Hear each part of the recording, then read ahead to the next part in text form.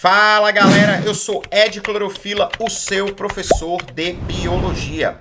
Se você não se inscreveu no meu canal, se inscreve aí, aperta o sininho e dá aquele joinha. O tema da aula de hoje é Introdução à Zoologia. Hoje nós vamos trabalhar, estudar as características gerais dos animais. Beleza?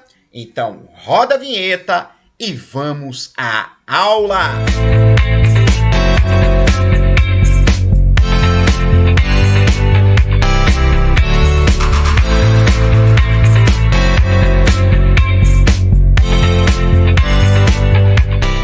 Então, galera, a gente começa aí vendo as características gerais do reino Animalia, ou seja, características gerais dos animais. Então, a gente começa com aquelas características básicas, ou seja, os animais são organismos eucariontes, multicelulares, heterotróficos, porque precisam buscar o alimento no meio, que obtém seu alimento por ingestão de nutrientes do meio. Ou seja, indivíduo heterotrófico é aquele que vai buscar, é aquele que precisa comer, diferentemente do indivíduo autótrofo, que produz o seu próprio alimento ou através da atividade fotossintética ou através da atividade quimiosintética. Presta atenção nessa observação aí. Reprodução sexuada está presente no ciclo de vida dos animais, tá? É uma característica básica, salvo uma ou outra situação em que a gente vai encontrar aí a reprodução assexuada por fragmentação, como por exemplo nas planárias. Depois a gente vai conversar melhor sobre isso. Isso não significa que a reprodução assexuada não aconteça. Ela ocorre e é muito importante para alguns grupos, como eu acabei de colocar.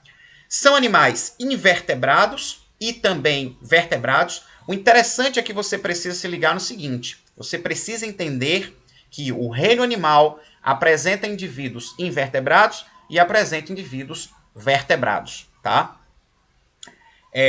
Animais de organização mais simples, vamos encontrar indivíduos com características gerais muito simplórias e indivíduos com características gerais extremamente complexas. Lembrando que o fato do indivíduo apresentar uma organização estrutural simples não quer dizer que ele seja menos evoluído de um indivíduo que apresenta uma organização estrutural mais complexa. Não, em hipótese alguma. Se você tem indivíduos que estão vivendo ali no mesmo momento, tá? Mesmo em ambientes diferentes, mas no mesmo período, ambos apresentam características evolutivas favoráveis à sua sobrevivência.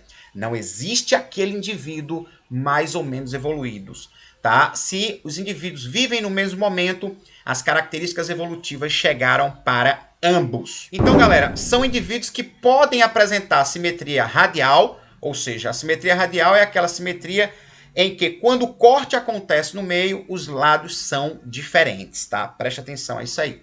Simetria bilateral, que ocorre quando o indivíduo é segmentado ao meio e os lados são rigorosamente iguais. Simetria bilateral. Podem ser diblásticos, ou seja, ainda vamos encontrar animais diblásticos, ou seja, indivíduos que apresentam apenas os dois folhetos embrionários durante o desenvolvimento embrionário. E vamos encontrar indivíduos triblásticos, ou seja, aqueles indivíduos que vão apresentar uma organização estrutural mais complexa, porque formam os três folhetos embrionários. Lembre-se que cada folheto embrionário é responsável pela formação de um conjunto de órgãos, tá? Então, os indivíduos triblásticos, eles são estruturalmente mais complexos do que os indivíduos diblásticos. Podem ser pseudocelomados, ou seja, ainda não vão formar celoma.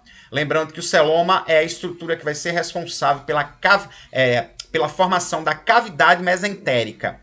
E podem ser celomados. O desenvolvimento do celoma durante o desenvolvimento embrionário é muito importante para as características estruturais do indivíduo. Podem ser protostomados, ou seja, os indivíduos protostomados são aqueles que formam primeiro a boca durante o desenvolvimento embrionário. Ou podem ser deuterostomados. Os indivíduos deuterostomados são aqueles que formam primeiro o ânus durante o desenvolvimento embrionário, tá? Para depois formar a boca.